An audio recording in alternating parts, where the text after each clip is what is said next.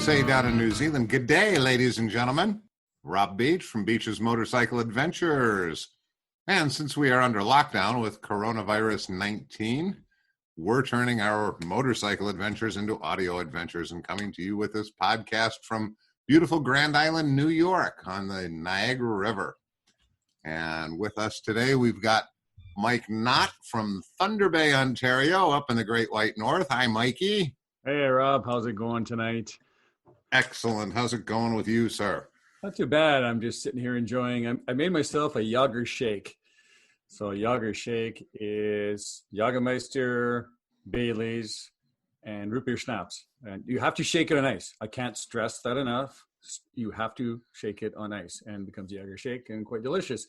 And I picked this because it's a somewhat unusual drink, something that's sweeter than you would think, and reminded me of our guest today. Oh, our guest, who is the sweetest individual that we both know. And who would that be today, Mike? It'd be Al Walker from Down Under. No, Al Walker from New Zealand, the other side of the equator? Yeah. So he's going to join us today and talk about a bunch of things. If nothing else, we'll be talking about a future tour. Hopefully, if things settle down around here, which I'm sure they will by then. We're going to be going to New Zealand and charge around there for a bit. So welcome, Al. Nice to talk to you again. And you, Mike. Kia ora, as they say down here, or g'day, from the bottom of the world. Assuming you can hear me properly, I shall try and speak slowly and clearly. Last podcast I asked who was going to be translating for Al, and I don't think we ever came to a conclusion who that was. So, yeah, you're going to have to do your best for us. Well, Mike and Al, you both bow to the Queen. I mean, and yet you don't speak the same language? As it's known down here, we speak the Queen's English. Yeah.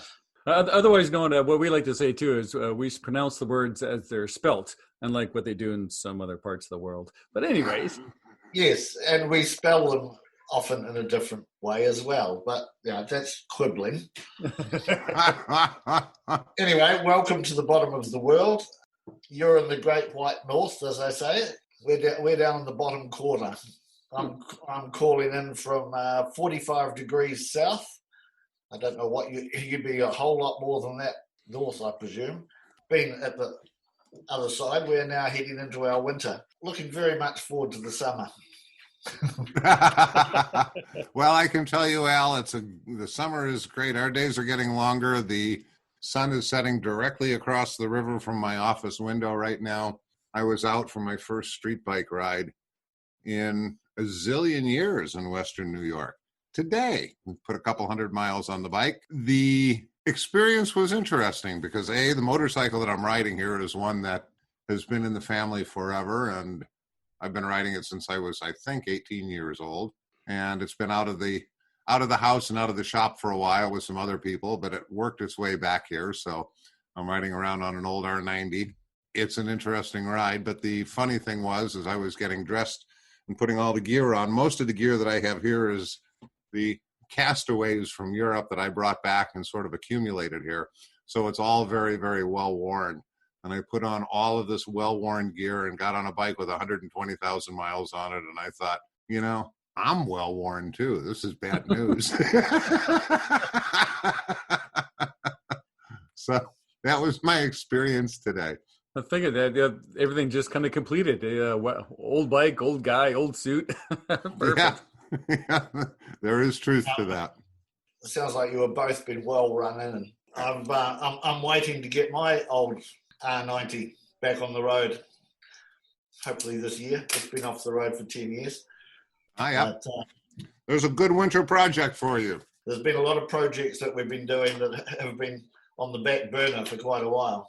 I was interested to hear a few weeks ago, Rob, you were talking about the history of beaches and the establishment of the company, and it got me thinking a little bit about the Kiwi history with beaches, which actually goes back a long time now. It sure does. Yes, it does.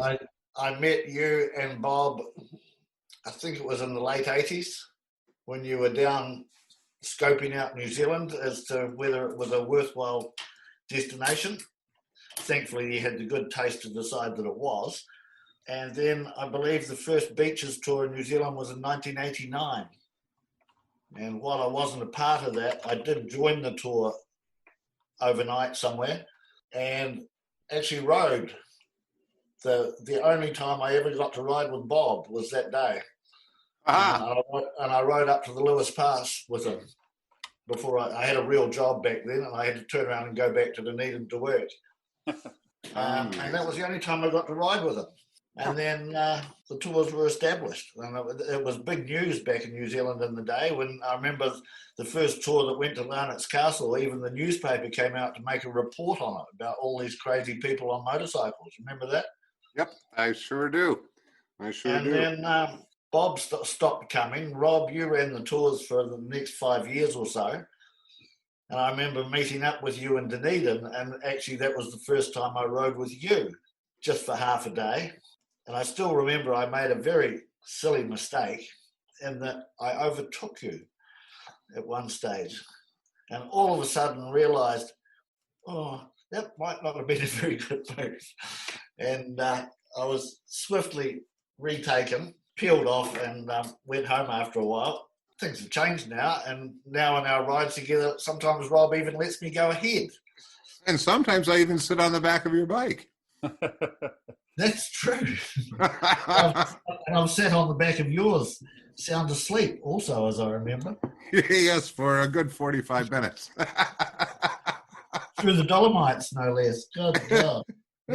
Beaches have got a long history down here. I don't know how many tours. I started going on beaches tours in the mid-90s, 94, 95, and we ran through regularly until 2006. And then we took a break, didn't we? And it was 10 years between tours then. Yes, too long. Yeah, it was too long, but things have changed a bit. I was looking in an old tour book, and I read your description that New Zealand was the way that the world used to be, or the way that it should be. And in lots of ways, it's still the case, I suppose. The pace of life here is a bit slower.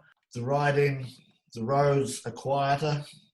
I remember I used to enjoy the look on people's faces when I was giving them directions when we were leaving the castle in Dunedin and how to get onto the main road south. And I'd say, now go down the road to the railway overbridge and turn left at the red light, and saying, have a good look at the red light because you're not going to see another one for another week. And people would go, no.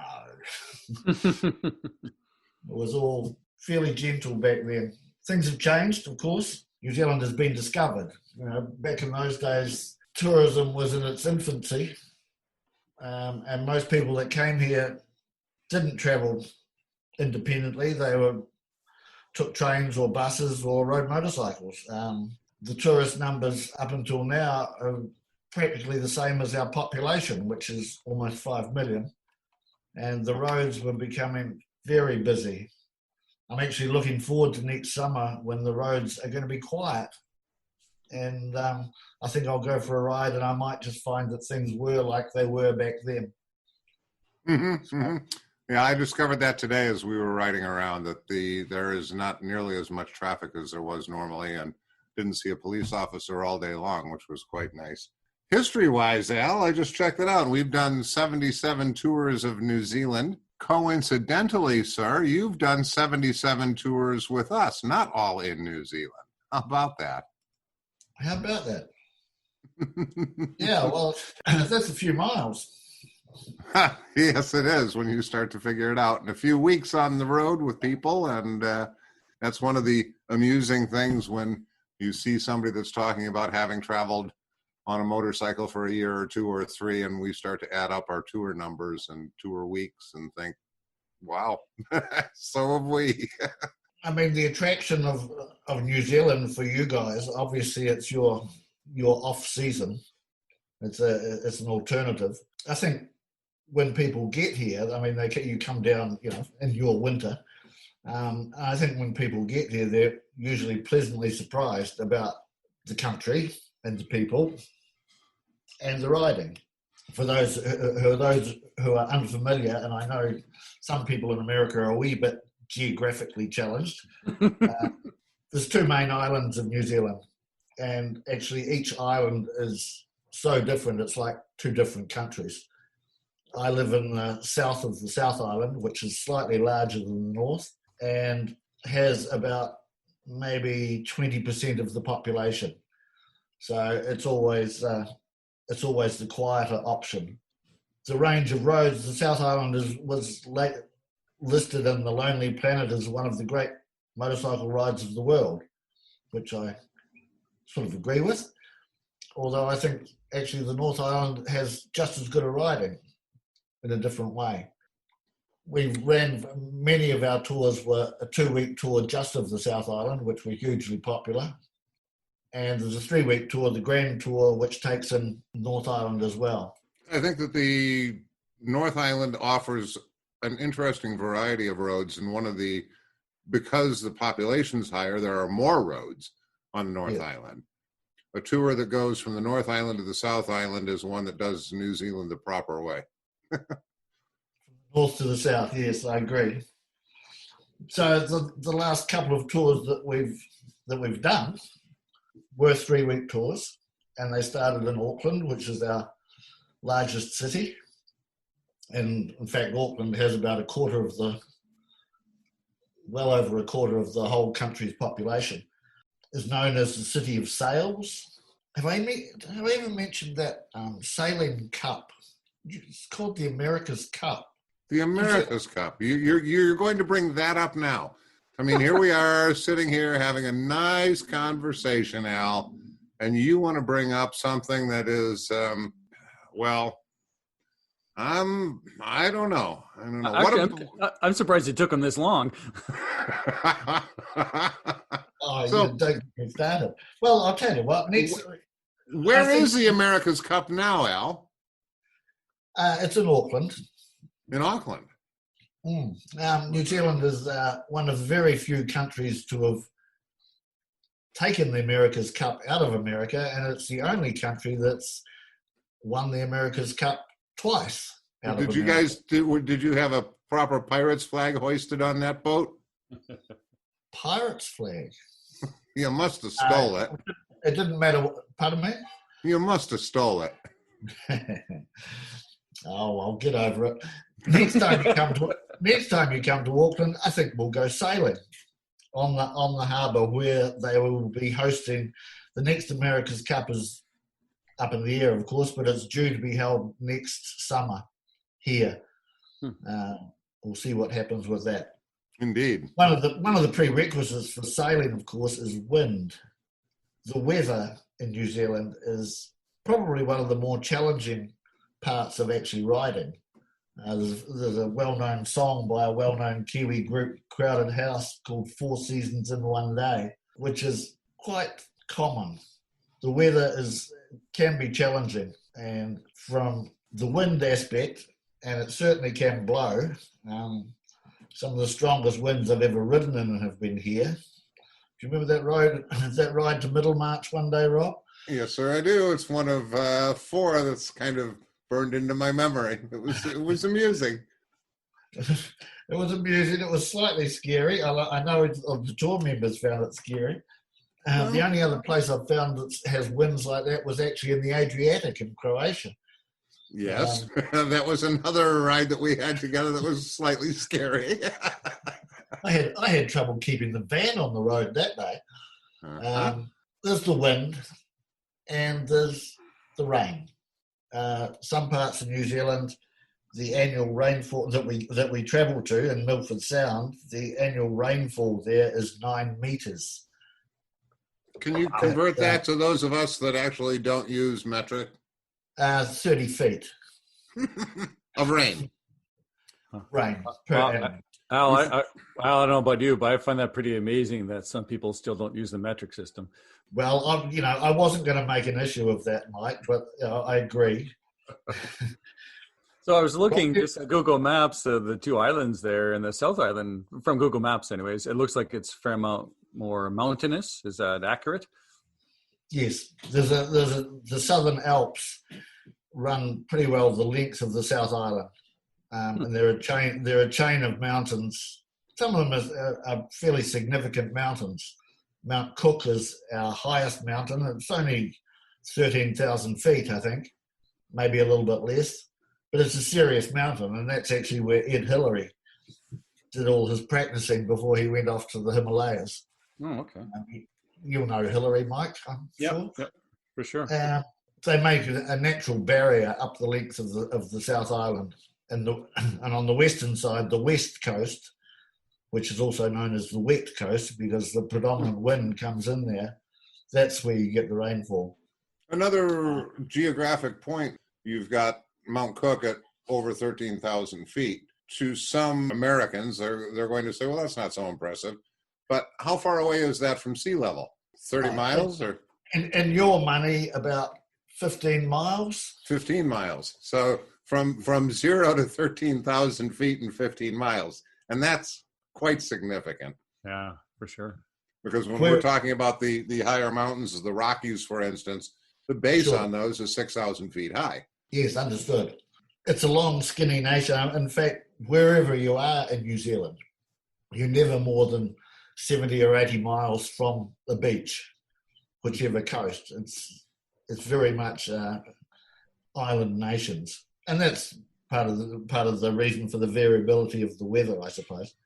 Yeah, it's coastal weather. A lot of people would come here and they'd see our conditions and they'd get nervous about wet riding and things. The road surfaces are actually quite coarse chip tar seal, which gives much better grip. Hard on tyre wear, but there's much better grip. And at the end of the tour, a lot of people were saying, this is great. We're now no longer afraid to ride in the rain. Their riding improved whilst they were here. Like in Europe, you get all sorts of people of all sorts of varying abilities. Everybody goes home a better rider than when they started, I believe. For sure, you're thrown in the deep end right away, so it's not quite a sink or swim, but you get your practice. You go, I know certainly for myself, you go through more corners in those 2 weeks than probably, no doubt, than the rest of the year of my riding, because it just, the areas you're in are just so intense. Intense. Although after my first visit to Europe, I did a quick flash around the world. I was going to a BMW rally in Oregon, and I went the long way and spent 4 days, I think 4 or 5 days with Rob at the start of one of the Classic Alps tour, I think it was. I left the tour in Interlaken and went on to the rally, so that when I was talking about New Zealand, when people asked about Europe, I could say, yes, well, actually, I was in Switzerland last week. But when I came back from that, New Zealand felt an awful lot flatter and straighter than what I remembered it as. So it's a relative thing. I guess the variation is also one of the attractions. I mean, New Zealand is not big, as you know. It's only 1,000 miles from top to bottom as the Kiwi flies, if the Kiwi could fly. But the variation, New Zealand is a little bit like a swatch of the world, from tropical rainforests to high alpine passes to volcanoes to beaches to geysers and mud pools. People will say, oh, today it reminded me of such and such in the world, the Big Sur coast, or the environment changes. The ecosystems change so rapidly. The variations each day are pretty special, really. Yeah, they really are. That's something that's very unique to New Zealand, is the breadth of stuff that one runs into there as far as scenery goes. And that is really incredible. If you're bored today, just hang on 24 hours, because tomorrow you'll be in an entirely different world. How does New Zealand rate for killing critters? It seems like Australia, even the butterflies there can kill you. How's New Zealand rate in that area? Well, we're pretty lucky, actually, Mike. New Zealand was strictly for the birds and does not have any native mammals. Well, if you don't count, there's a small bat, apparently, and there's fur seals on the coast, and they were the only mammals in New Zealand. There was no predators whatsoever. The most dangerous, we have no snakes, we share that similarity with Ireland, which is actually longitudinally directly opposite New Zealand, just as a matter of interest. Huh. There's nothing here that can hurt you. You can get people complain about mosquitoes and sandfly bites, and really that's about it. All the animals have been introduced. You'll see critters on the road, rabbits bought from Britain, possums, which are bought from Australia as a failed fur pelt industry. I call them the Australian oversayers. You'll see those flattened on the road, and that's about it. You've got deer also, don't you? Yeah, we have red deer, and yeah, we do. We even imported, Michael, like this, that we even imported moose, which are now, they're apparently extinct, but some people still say there's one or two in the deepest, darkest fjordland. They're still looking for them. I picture a moose on like a 747 coming on over. Like, oh, this is going to be a great idea. This is going to work out well. Yeah. They crossed moose with red deer, and there's a creature called a wapiti, WAPITI, which has the big spread, but not moose size. Why would they call it a muir? Now. The wildlife is bird life, really. And a lot of people, that's been part of the attraction of a lot of people that come to visit here, is the ecology of the place. We have this reputation of being clean and green, which we're probably not as good at as what we should be, but people come here and they go bird watching. And part of our tour that I think is a really good part is a cruise on a boat in the Otago Harbour by the albatross colony. I remember Rob being quite taken with that one. Yep. Part of the attraction. Well worthwhile. We have some boat rides. We have a jet boat ride, which is fairly apt because jet boats were invented in New Zealand. And a lot of the rivers here are braided rivers and quite shallow and ideal for jet boats. That's been an attraction for many. What else can I tell you? Is there much to see on Stewart Island? Stewart Island has no roads. Well, it has about 12 kilometres of roads, and is very much a wildlife reserve. There are some deer there. People go hunting there, or they go over for nature walks, tramping, fishing, great fishing. Fishing, that brings me to the food. The food here always goes down well. We have good food. New Zealand is very much like a garden, and the fresh fruit and vegetables that we grow are excellent. And the seafood is superb, also known for our meat production. New Zealand has been primarily an agricultural country for the last 100 years or so, and the exports of our wool and meat in particular actually made us a very wealthy country for a very long time. We had a great balance of trade, especially post-World War II. New Zealand was one of the wealthiest countries in the world, which is also one of the reasons why there's an incredible collection here of beautiful machinery, 2 wheels and 4 wheels, from the days when Kiwis would go to Britain and come back with sports cars and exotic motorcycles, which have remained here. Apparently, New Zealand has the highest rate of motorcycles per capita of anywhere in the world. Really? Which is something to be proud of. Well, yeah, that's true. Not just road bikes. I mean, there's a strong tradition of motorcycling here. Been various world champions in various formats, especially in motocross, dirt bike riding, road racing. Speedway. Well, I knew you'd think of that. Mr. Major, and we've had multiple Kiwis ruling the world on that. Mm-hmm. That was back in the 60s and 70s, I suppose. But there's still a proud tradition of motorsport. You know, we like petrol heads. 4 wheels as well.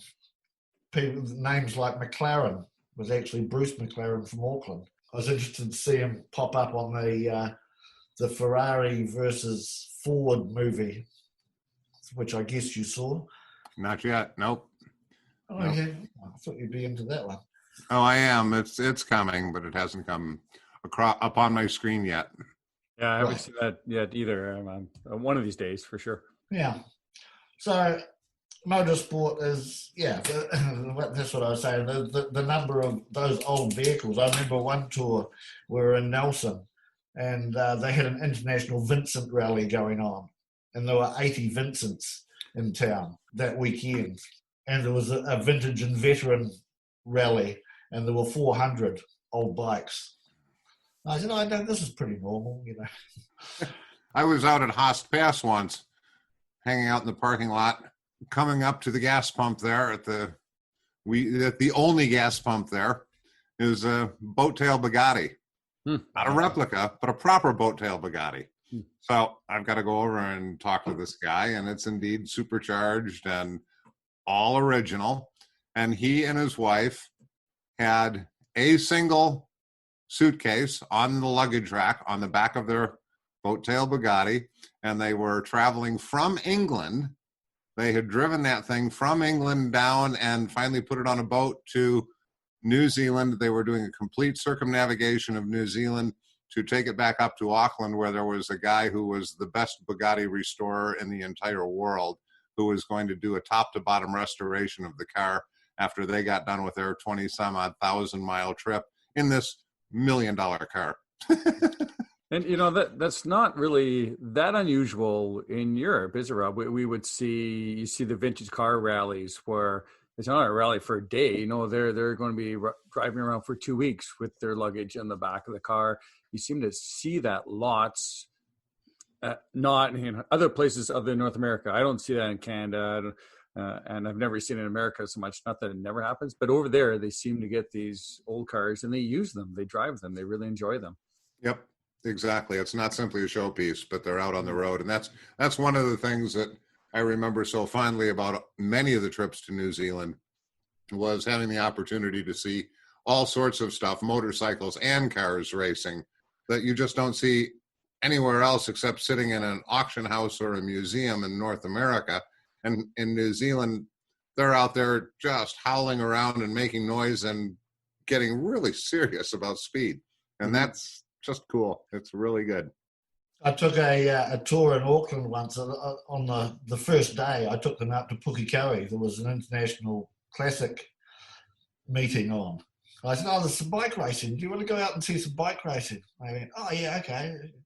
And we went out there and we got there. The first race that we saw, there were 18 Manx Nortons on the grid. 18. What a sound. What a sound. What a sound. That meeting is on every February. Perhaps we should investigate the timing of that one, Rob. I think that would be an excellent idea, because that's one race that I haven't seen. So our tours itself, I'll talk a little bit about those. We don't do huge mileages a day, not compared to what you're used to in the States. Probably most days are around 250 to 300 kilometres.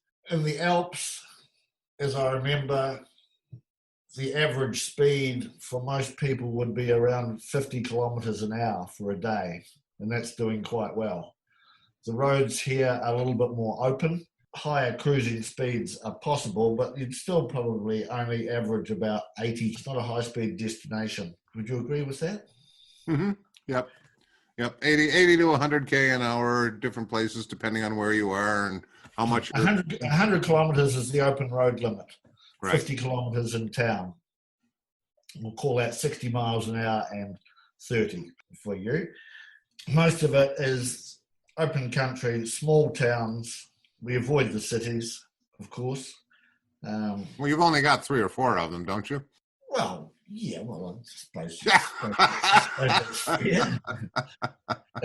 A city in New Zealand is a town that has more than 20,000 people. Which is quite a lot.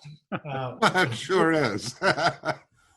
Where I live has considerably less than that. It had 2,000 when I moved here, and now it's got probably closer to 10. It's all relative.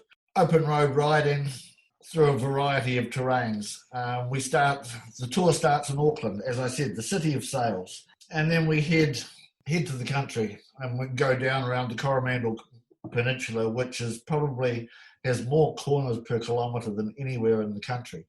So it is almost, like you said, Mike, a little bit in at the deep end. Very nice road, nice riding.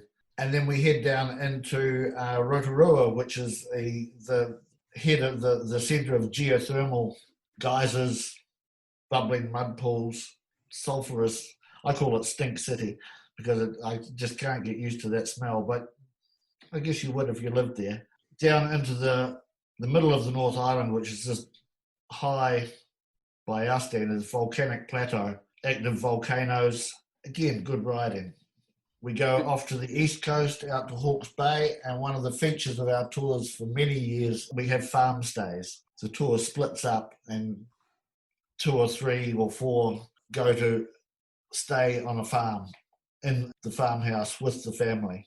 And that gives a real insight into New Zealand and the people and the history, and that's always been very popular. It seems to be popular for the farmers too, because we come in with this pack of people, and all of the neighbors get to check us out and then talk about us for the next month or 2 or 3. That's right. They used to be the farmers that hosted us used to be regarded as being very brave. Because you're getting all these bikies staying with you, and they discover that the bikers that they had might be a professor and a surgeon, not what they were expecting at all. And then all of a sudden there was an influx of people wanting to have these bikers stay with them. That gives a very good insight into real New Zealand life, and it's real people, and it's a reflection of the country. Very much so. That's always been popular. Then we just amble along and head down to the bottom of the South Island, to the capital city, which is Wellington, through a couple of national parks and some nice roads that follow the rivers. A lot of New Zealand roads follow river valleys, and even the passes that we go over in the South Island, unlike the European passes, which often were the highest point because of military reasons, these tend to be low passes, and the roads follow the river valleys, and the pass tends to be over a saddle rather than a high peak. It's an interesting town. I quite like Wellington. It's also where our centre of government is, national museums, and from there we get on a ferry, and there's a ferry ride across Cook Strait, which is the infamous Cook Strait, which is apparently one of the roughest straits in the world on a good day or a bad day. And then I think you've probably been on both of those days, haven't you, Rob? No, to be fair, actually, with all the crossings I've had, we haven't had any that were particularly nasty, believe it or not. Well, I'm quite proud of the fact that of all the tours that I've taken across there, none of the bikes have fallen over during the crossing. Yeah, they have to be lashed down. It's yeah. Actually, the only roughest crossing I've had from that was with you a few years ago when we went from Ancona to Split. Yes. Right across the Adriatic. Yep. Into the South Island, and all of a sudden people get off the boat at the South Island, and everybody comments, it just feels different. And it is, because of the population. Now, how far away are you at that point? How wide is the strait? From point to point, I think it's only 12 or 15 miles across. But because you travel out of Wellington Harbour and around the bottom of the North Island and then into the Marlborough Sounds to Picton, the ferry crossing is 3 hours or more. Mm-hmm. But people have swum across Cook Strait. They've swum there and back, so depending on the tide, of course.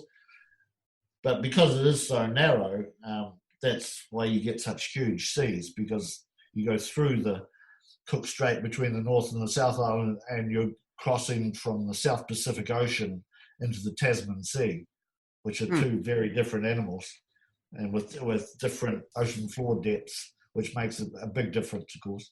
Yes, and then we're in the South Island, and things are quieter. It is rural. There's more.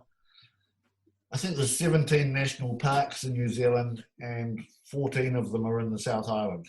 A lot of the forests and national parks are preserved, which is cool. We go to Nelson, which is a lovely town at the top, and we stay a couple of nights there. There's great. Nelson's a strong motorcycling part of New Zealand, and there's some very good roads there for the off day. And then we head off down the wild west coast, which is always an adventure. Why is the west coast wild? Weather, because of the natural barrier of the Alps. The west coasters, they're just called coasters, fiercely independent by nature and quite hardy. It can be a tough place to live, but they get on with it. They're good people. But there's some wild times down there. Don't know why else. Well, I could say, but well, from a geographical standpoint, it's tough to appreciate while we're just sitting here and don't have a map or something in front of us. But there are only 3 roads from the west coast back to the main part of the island anywhere on the east side. And other than that, you're really and truly shut off. So when you say that it's remote, it is and can be truly remarkably remote if those roads are out for months at a time sometimes, or you've got to go 300 or 400 miles in the wrong direction. That's true. There's the Lewis Pass, the Arthur's Pass, and the Haast Pass, all of which are subject to slips, being closed by snow. The weather has gone crazy along with the rest of the world in the last few years, and there's been a lot of road closures. And you're right, when the road closes, you're stuck. I think only once in all the tours, you said 77 tours of New Zealand? Mm-hmm. I think only once we had to adjust the route, and that was the flood of 99. I stopped the tour in Wanaka from going up the coast, and we went back up the middle, up through Mount Cook, which is a good thing because that road was closed for 6 weeks. Exactly. Down the west coast, which through the rainforest, we're a very poor country. We have an awful lot of one-lane bridges, which can catch some out. Some actually, a couple of those bridges even have railway lines running down the middle of them, which have caught an awful lot of people out over the years. Yes, it has. Ring, where are you? The bridge? Yes. Okay. I took one small tour through there. There was only about 6 bikes on the tour, and every one of them arsed up on that bridge. Not me. Oh, man. Then we come to the south of the west coast and we head over the Haast Pass, which is actually, I think, my favourite of the passes, and into Central Otago and the Southern Lakes. It's the region where I live here in Wanaka. It's hard to believe you're in the same country from where you were riding in the morning to where you are in the afternoon. It's pretty beautiful, pretty spectacular country. After a few days around the Southern Lakes, we head down to Fiordland, which is the World Heritage National Park. That is actually the wettest part of the South Island. There's another boat ride there, and it's a stunningly spectacular ride. And even when the days where it's raining so hard that the raindrops are bouncing 12 inches off the road, it has a special beauty because we go on a cruise on Milford Sound, which is actually a fjord. The waterfalls are working, and the whole world is liquid. It's so spectacular. I'm sure Rob's been in there on those days as well as the blue sky days. I quite prefer the days when it's hosing there. Milford to me is a place that should be wet. Well, it usually doesn't disappoint. From Milford, we go down to Invercargill, which is the bottom of the world as we know it. It's close to as far south as you can drive in New Zealand, and then take a coast road up the southeast coast. Invercargill is known to many of you, I suppose, as the home of the late great Burt Munro, and has now become the petrol head heaven for New Zealand. The New Zealand National Motorcycle Museum is there. The one that was there in Nelson, Rob, that we visited years ago, has been relocated to Invercargill. Excellent. I was there a few months ago for the beach racing. is that there's a large event every year that celebrates all forms of motorcycle racing. There's motocross, there's beach racing, there's road racing, there's a hill climb, and there's street racing and speedway, all over a couple of days. It's a great event. Then we head up the coast to Dunedin, which is my favourite town or city. It's only 120,000 people. I'm a bit biased because I used to live there, and my ancestors arrived there on the first ship from Scotland in 1848. I've always had a soft spot for Dunedin. And then a quick jaunt up through the middle of the island, through Mount Cook, past Mount Cook and the Central Lakes, and we're back to Christchurch, and poof, it's over, as I know somebody says. Well, you wrap that all up into half an hour, but it certainly is far more remarkable than even you've led us to believe over the course of 3 weeks, with the possible changes that are there in weather. The scenery, the variety of scenery in New Zealand is second to none, I think. One of the things that has always impressed me about the country is the variety. The riding, I think, Kiwis would come to Europe with the idea that New Zealand's the best riding in the world, and we could fix that misconception in short order. But then getting back to New Zealand, I have to say, when it comes to scenery and nature, you've got a corner on a whole bunch of really remarkable stuff there. Say, Al, what do you think is the most surprising thing for people when they come to New Zealand for the first time? Surprising? Well, I'm not sure what most people's expectations are when they come. I think people are quite taken aback by just the attitude. I mean, it's pretty cash. It's pretty casual. It's pretty laid back, as you'd say, and people are generally pretty friendly. New Zealand and America and Canada have been friends and allies for well over 100 years, and a lot of people were pleasantly surprised at the welcome that they got, and that the familiarity and the knowledge that people have here of where they came from. And there's been a sort of a mutual respect. That friends and allies things, that counts for a lot of people. We're not as close allies as we used to be, because New Zealand declared itself nuclear free in 1985, which jeopardised, we had an alliance called ANZUS, which was Australia, New Zealand and the US, a military alliance that goes back from after the Second World War, and the Southeast Korea and New Zealand and Australia also fought alongside Americans in Vietnam. And so that was a long alliance. When we made ourselves nuclear free, of course, the US Navy, because they chose not to disclose whether they had nuclear arms on board, stopped coming. That alliance was ended. And actually, a lot of our trade, we paid a lot for that policy, because we lost our traditional trade-ins with America. But there's still that respect has been maintained. People are surprised maybe about just how quiet things are.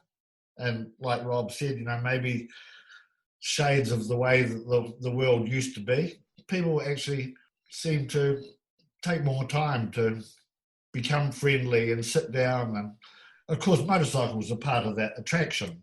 The universal, wherever you go in the world, you turn up on a bike, someone will come over and look at your bike. Some old guy will come over and tell you about the 1953 Norton that he used to have, and blah, blah, blah, blah, blah. There's that commonality. I think you'd like it down here, Mike. Yeah, for sure. We do good beer. Yes, yep, there's good beer. I took a bunch of Australians around New Zealand once, and they couldn't believe. Everywhere we went, we tried the local beer, and they couldn't find one they didn't like. After exhaustive research. And you've got quite a few vineyards there, and I understand that you've got a distillery or two fired up recently. Yes, we have. We have a distillery just up the road at the bottom of the Crown Range between Wanaka and Queenstown, which Sarah has designed and built, and we have we have two shares in a large barrel of whiskey, which we are waiting patiently for it to mature. I think we only have 6 years to go now before we can drink it. The wine industry is very strong. And in fact, I'm sitting here today with a small glass of red, which is actually from the Languedoc region in France, just along the road from my part of the world there. And since I'm not going to be making it to France this year, I thought I'd just pretend I was going to be there. But the wine region is very strong, especially our white wines, but our red wines are coming along very well. Pinot Noir. There's 3 regions in the world, interestingly, that are really known for their Pinot Noir. One is Burgundy, one is Oregon, and one is New Zealand. The common factor of each of those places, they're all on the same latitude, 45 south, 45 north or south. So the wine and the food and the beer and the whiskey and the company recommend. I've often wondered that. How is it they make wine somewhere like New Zealand and ship it to me here in Thunder Bay and sell me a bottle of wine for $10 and still make some money? I don't know, but they obviously do. So, looking ahead, I know that we're penciled in for next summer. I'd like to think that that's going to happen. One thing's for sure, Rob, whenever we do get to do this, we will be very welcome. Yes. Yep. It's certainly a reevaluation because over-tourism, I mean, we all know about the stories of over-tourism around the world. And New Zealand had actually, in the last 5 years or so, had got to a point where the whole country was just about over it. And the tourism that we have, ever since the major earthquakes in Christchurch in 2011, I believe, where all the hotels got destroyed, and the solution was that they imported thousands of camper vans and rental cars. And so for the last few years, the roads have been choked with incompetence. And I actually feel more at risk riding my motorcycle in New Zealand than I do anywhere else because of those traffic levels. So when we are back in business, that will be not a factor. We'll just have to have the Kiwis to contend with. I guess we're answering the question of, in places like that, for sure, of the question, what's worse, too much tourism or none? It's what we're quickly answering. Yeah. Well, the dilemma is that if you've got an economy that's based on tourism, you need some level of it. The idea that for economies to keep working, you need constant growth doesn't work in a variety of different markets and scenarios. That's one. No, that's 100%. I think correct. Some people like to push the growth thing, whereas I've never have agreed with that. But we need people moving and exchanging services and money. As long as money's moving, it seems like people are earning an income. Mm-hmm. Mm-hmm. Well, whatever happens, I very much looking forward to our next ride. Thinking ahead after your little blah blah about the establishment in 1972 of beaches, I'm thinking there's going to be one hell of a ride in 2022, isn't there? Somewhere. I plan on riding with you somewhere around the Globe Beach. Indeed. Yep, we must. I look forward to that. Me too, Al. Always I look forward to riding with you. Okay, so should we wrap this baby up with our lightning round, unless you have something else? What's a lightning round? Oh. So this, Al, really simply is you've got to do this quickly, answer Mike's questions with the first thing that comes to mind, and move on to the next one. And it's all you two guys. Take it away, Mike. Okay, so this is a lightning round for the guy who's probably the opposite of lightning. So let's start with, first thing comes to your mind, Al. Favorite motorcycle book? Ted Simon, Jupiter's Travels. Mutton or lamb? Lamb. Mountains or ocean? Ocean. I live in the mountains, but I still miss the ocean. Wine or beer? Beer. Football or rugby? Oh, get real. I didn't talk to you about the All Blacks, did I? No, I've followed rugby all my life. Oh, okay. Boxer motor or inline twin? Boxer. French Alps or Eastern Alps? French. Croatia or Italy? Italy. Too hot or too cold? Cold. And what's your favorite motorcycle podcast? This one. Listening to Rob and Mike. Right on. Well, it's been great talking to Al. We haven't talked for a while now. It's good to see you. Thank you. I mean, historically, it must be 15 years ago since I met you and Bonnie on the road in Italy. Yeah, I think it was. Yeah. And no, we've done a few tours since then. Yeah, So, definitely. Yeah, I even took over your job for a bit there. yeah, good luck with that. From what I hear, you did it very well. Perfect. Thank you, sir. Cheers, boys. Cheers. Cheers. Okay, boys, keep the revs up. Okay. Will do. Go well, guys. Cool, man. Well, this has been great, Robbie. Only thing we didn't find out is what looks better in lipstick and ladies' underwear, sheep or cow?